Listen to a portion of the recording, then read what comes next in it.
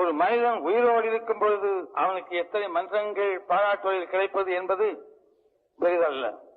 அவன் மறைந்த பிறகு என்னையே நான் எடுத்துக் கொள்கின்றேன். என் மறைவுக்கு பிறகு எத்தனை மன்றங்கள், எத்தனை மக்கள் என்னை நினைக்கின்றார்கள் என்பதை பொறுத்துத்தான் நான் வாழ்ந்ததற்கு ஏதாவது நியாயமான காரணம் இருந்திருக்கிறது என்று நினைப்பதற்கு அது உதவி. நானும் எல்லாரும் மாதிரி ஏசி காரு நான் உட்காந்துட்டு போக வேண்டியதானே?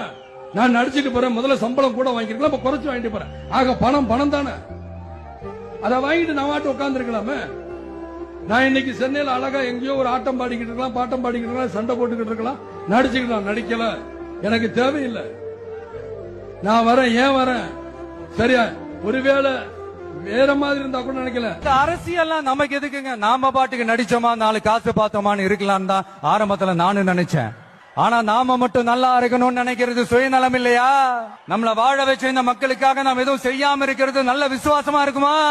ஒரு லெவலுக்கு மேல காசு சேர்த்து என்ன செய்ய போறோம்? இப்படி எல்லா கேள்விகளுக்கும் ஒட்டுமொத்தமா ஒரு விடையை கண்டுபிடிக்க யோசிச்சப்பதான் அரசியல்